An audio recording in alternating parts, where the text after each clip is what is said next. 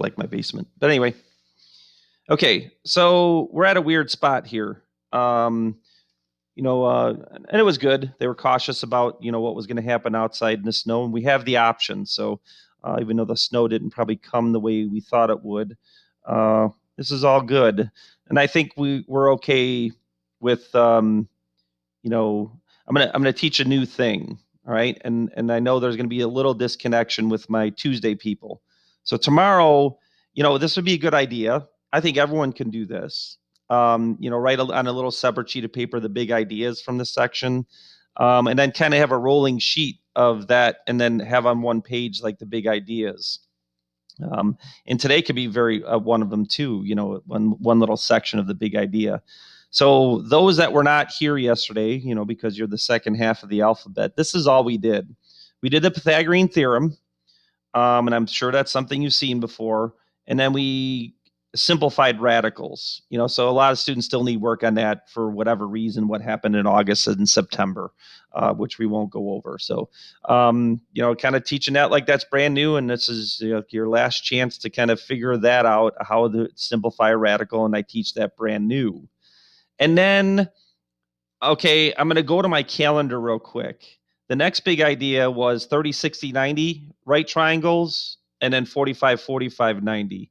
Real quick, go into the calendar. If I can find it real fast to get some of my personal stuff up here. Too many windows. All right, and it's going slow. Boom. Everybody from yesterday should have watched this note video. Now, I did say it was going to be short, but then I remembered on a 30, 60, 90, deriving that, why we get the sides that we get. So I really started the video with that because I had to do it in CAT. We're like almost in the exact same position in my CAT class that you guys are on. But then CAT, we're going to move on real quick and go into some real big ideas in trigonometry. You guys were just going to kind of hammer this down and, because it's brand new. So, but everyone should watch this video. Right now, I only see 15 views, 15. Those that are my tomorrow people in school, I would wait till after tomorrow's lesson, and then this completes the notes. Otherwise, they're going to be kind of it's going to be kind of segmented, and you're like, wait, where's he coming from here? So anyway, I do have to mention that. So this is the extrapolation. No matter what happens, and again, you people that I have to see tomorrow, don't worry about it too much. But as a big idea, maybe write this down and then we'll solidify this tomorrow. Every single 30, 60, 90 right triangle, that means an angle measure 30, 60, 90. Those are the angle measures. The side measures have this relationship. The side opposite the 30 is where we start off and say, you know what? If the side opposite the 30-degree angle measure, and by the way, we'll tell you this tomorrow, that has to be the smallest side because it's opposite the smallest angle. This helps the people that were here yesterday anyway. A lot of times people like screw this up, screw that concept up. But let's say it's a length. Let's say it's length A. I just picked the variable. That's what a variable takes the place of, a number. So A is a number. Then the side opposite 60 is whatever that number is times the square root of 3. This is because of similarity. Similarity. All 30, 60, 90 right triangles share this similarity aspect. Right? And I derived that on the beginning of the video that everyone's supposed to watch. People that I had yesterday, you should watch it immediately after this. Those wait till tomorrow after the notes. And then the side opposite the hypotenuse, or the side opposite 90, which is called the hypotenuse, is whatever that measure is times 2, double that. Okay, so that's what these A root 3, and 2A means. So if A is 7, then this is 7 root 3, and this is 2 times 7, which is 14, if the angle measures are 30 degrees, 60 degrees, and 90 degrees. Right? So really, if you get that right away, you second half of the alphabeters, tomorrow is going to be a pretty easy day. And then for 45, 45, 90, in class, I did derive how this happens. A 45, 45, 90 triangle is isosceles, first of all. So that's how I know it's a 45, 45, 90. And if I say this side is A, well, then that side has to be A. They have to be the same length. Remember, those represent lengths. then the hypotenuse will be whatever that length is times the square root of 2. And that happens for all 45, 45, 90s because all 45, 45, 90s are similar. And you can think of these as similarity ratios. And that's why this is in this chapter. That's why we're on this right now. All right. Okay, so that's the big ideas from yesterday. So people from yesterday, we've gone nowhere new, right? And that's really what you have to have memorized. And I always say this every year, and people get mad at me, and I don't care.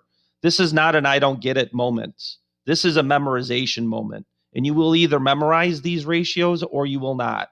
And you will either succeed or you will not. This is not, oh, I just don't get it. No, you just don't have it memorized. And you need to do something in order to get that memorized on these sides. And it may take some time, but some people take more time than others, and then they're not ready for the test. And that's the nature of the game. Okay, so we really have to make sure that we understand that as we move forward, that this and this must be locked in your brain and memorized like the back of your hand.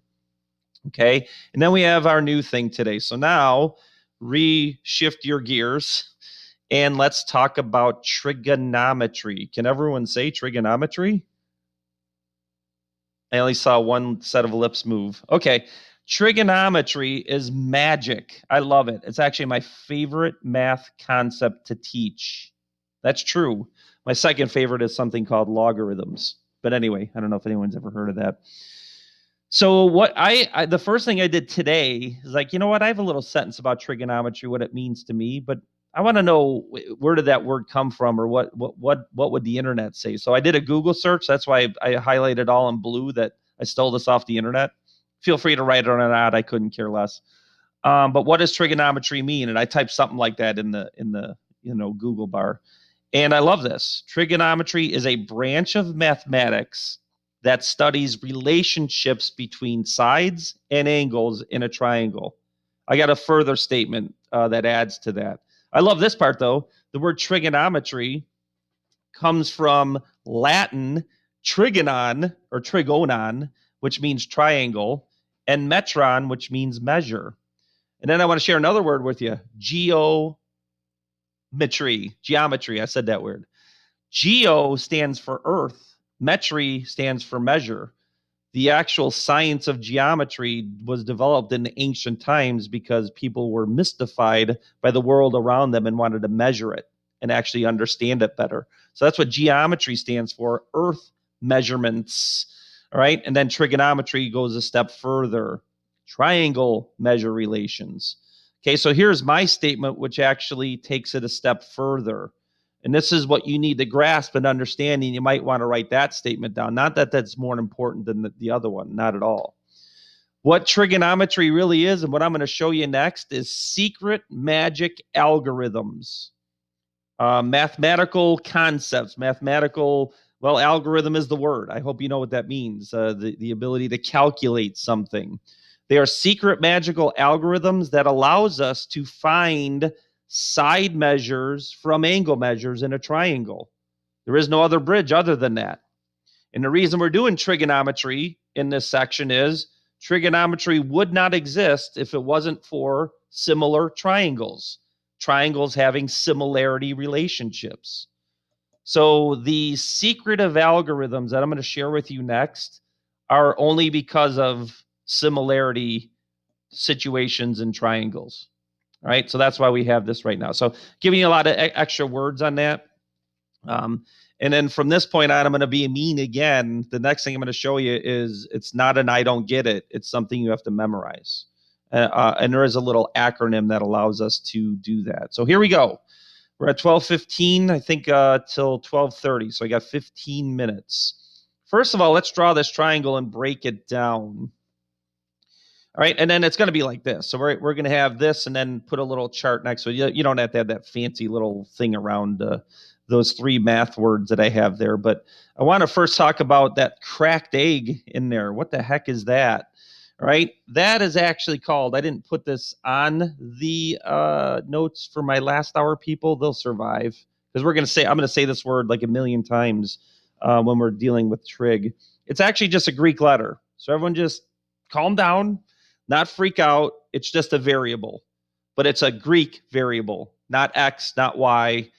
And it's just a common thing that when we are noting angle measures, we like to use Greek letters to denote those angle measures instead of X, Y, and Z. But sometimes we do use X, Y, and Z for angle measures too in CAT. So it's back and forth. So I just want you to know that just represents a variable. Ain't no thing, chicken wings.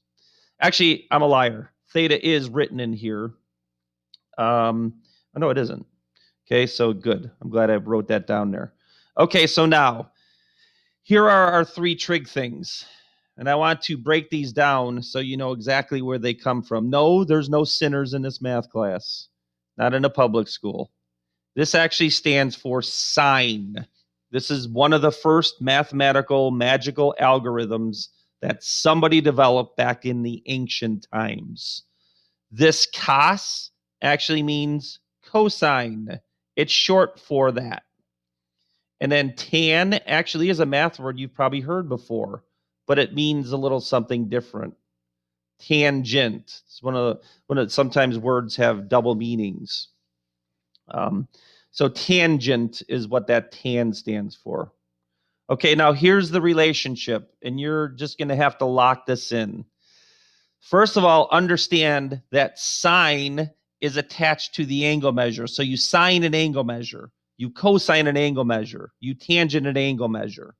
All right, and that's the location of where the parts go, and that's part of what we want you to do for your homework, which I'll talk about at the end of this. So I'm going to write what sine is, and then you're going to have to memorize this. And this one I'm going to write all the way out, but then because of time, we're going to shorten this. What the sine of an angle measure is, remember what I told you about what trig is. It's a bridge between knowing angle measures and knowing side measures. It's a mathematical concept that allows us to find one or the other given some pieces of information. So what sine is the length of the opposite side. We'll have to look at that for a minute. This is why I'm not going to do this for all of these. Write out all these words. I'm not going to write length of for the next ones. Divided by the length of the hypotenuse. I'm just going to shorten that up. So wait a minute. I'm a little confused. We have to go back to our triangle. And I'll just show sine. And then we'll go faster on tangent and cosine. Okay, well, here is theta.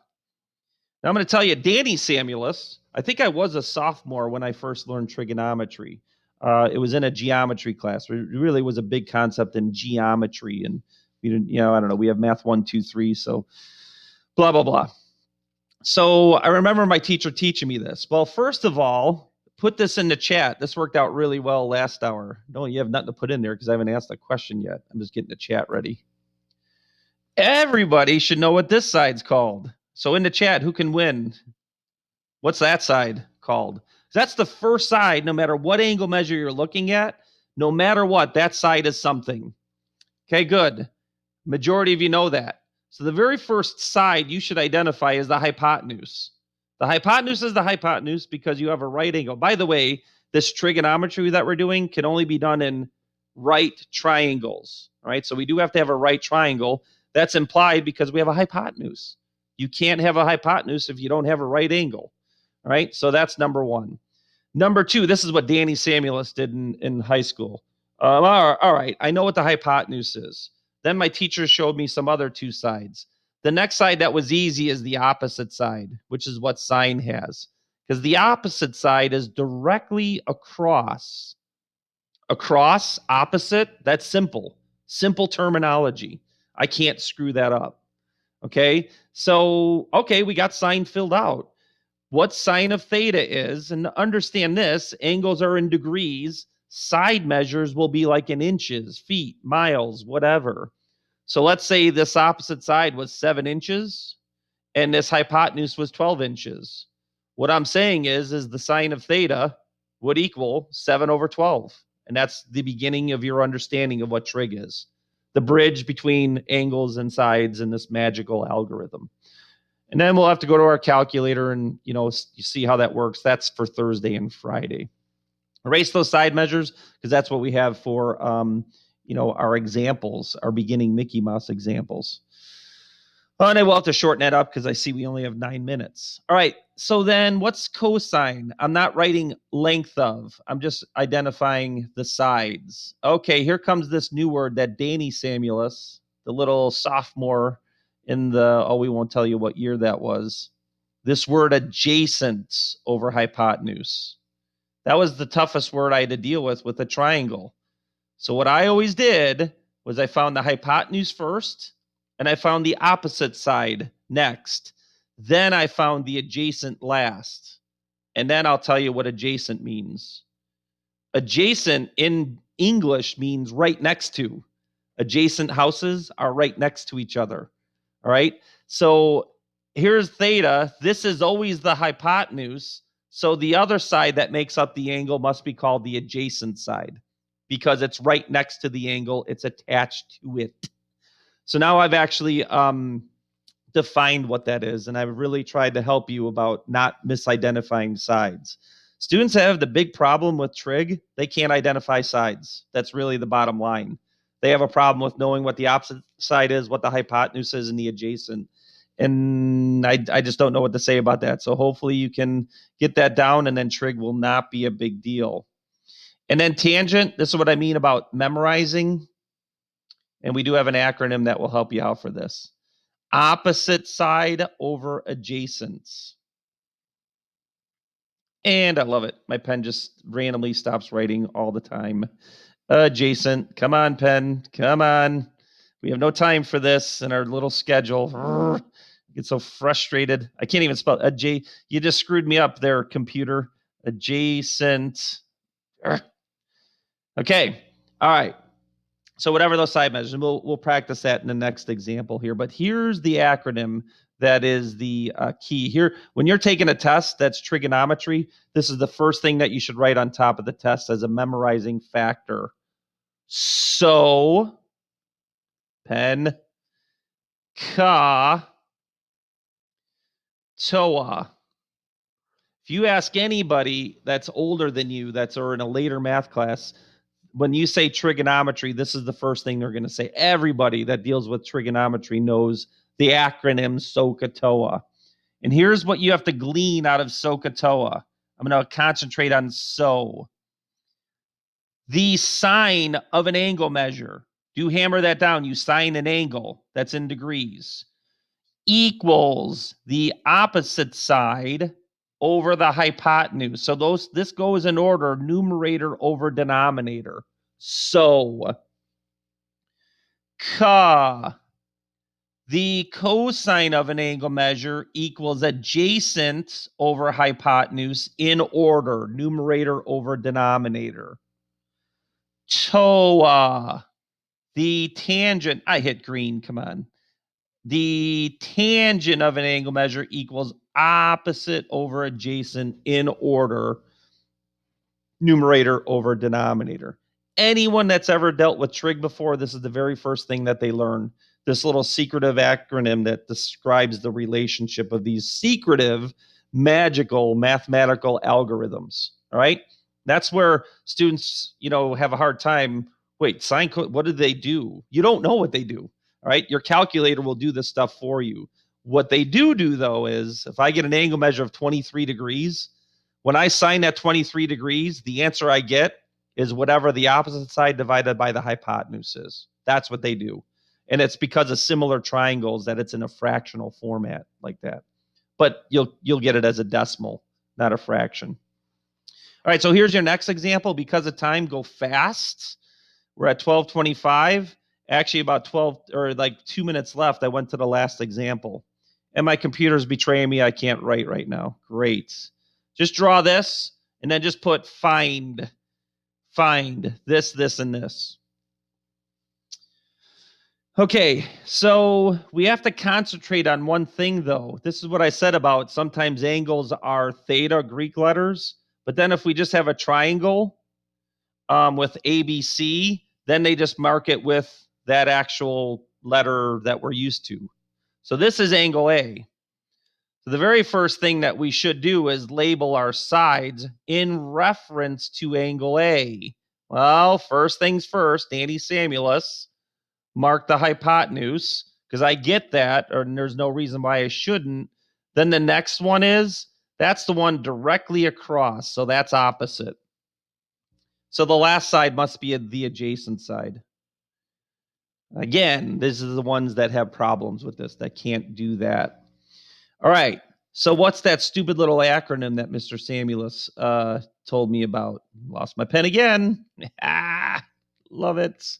There we go. So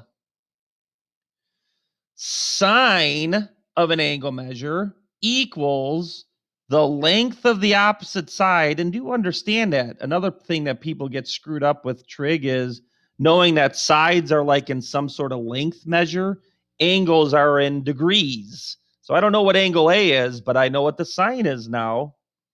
It is 5/13 because those are the opposite divided by the hypotenuse. This is 1 through 9 in your homework. And on the calendar, I do denote that you should do 1 through 9 on the homework for sure, and then set up 10 through 17. Cosine is ka. So the cosine of angle A, this is the adjacent side, 12 over the hypotenuse, 13. And then TOA tells me that the tangent of an angle measure equals opposite over adjacent, 5/12. Okay? And that's the beginning thing of trigonometry, what you need to have like kind of memorized there. The relationships of where the parts go, and then what sine, cosine, and tangent actually mean as far as this acronym is concerned. Now, what I'm going to run out of time with is this next example. The only thing is going to be the same question, but then how do you deal with radicals? At least in your 1 through 9, set up the fractions. And then on Thursday, Friday, we'll have to talk about how to rationalize a denominator yet again. So that's the only problem with that one. I could ask the same question, but we just don't have time for that. Here's the next thing. Here's 10 through 17. And if you look at the calendar, I say do 1 through 9, set up 10 through 17. And I don't have time to look at this chart anymore. I'm just going to set them up here. My pen's betraying me again, so it's so much fun that I have to deal with that. And I'm only going to do these two like I did last hour, so we're going to focus on this. So 10 through 17 in the homework, just set it up. Okay, in the chat, let's look at this first one. And this worked out really well last hour. What trig function would I choose? Okay, and then see if you can beat me here as I actually explain this. Well, I wouldn't have looked at that first. I would have looked at this side. Oh, okay. That's the hypotenuse. And then they're asking me to find this side, which is I'm still looking in the chat, which trig function would I choose in order to solve this situation? Sebastian, you beat everybody, but Patrick, he got in there. Ooh, do 2 ends for Brian. He was trying to go so fast, he hit the end twice. Nice. It is sine. And then this is what you got to understand. Okay, why do I know it's sine? So I have to find the opposite side, and I'm given the hypotenuse. So that implies that I'm dealing with the so situation. So what do I set up? Sine. Who do I sine now? And this is where the students they start just picking numbers and picking letters. You sine the angle measure, and that equals the opposite side divided by the hypotenuse. That's the setup. On Thursday, Friday, I'll show you how to solve it. You need to bring your calculator because you don't know what the sine function does. You don't know what that algorithm is. You just know that it means opposite over hypotenuse. The calculator will calculate. Okay? And then the next one, see if you can beat me on this one. If you really are visualizing this correctly, look at Sebastian. I should have told you to wait, Sebastian. Dang it. I forgot about the 5-second rule. 5, 4, 3, 2, 1. Ryan Dunnigan left the meeting. Oh boy. I'm gone. All right. Hold on. I just remembered before I have someone else illegally leave before I've let you go. That just proves, I think, something. All right.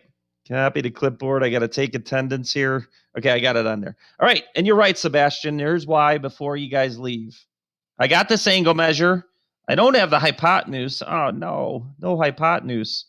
But I do have the opposite side.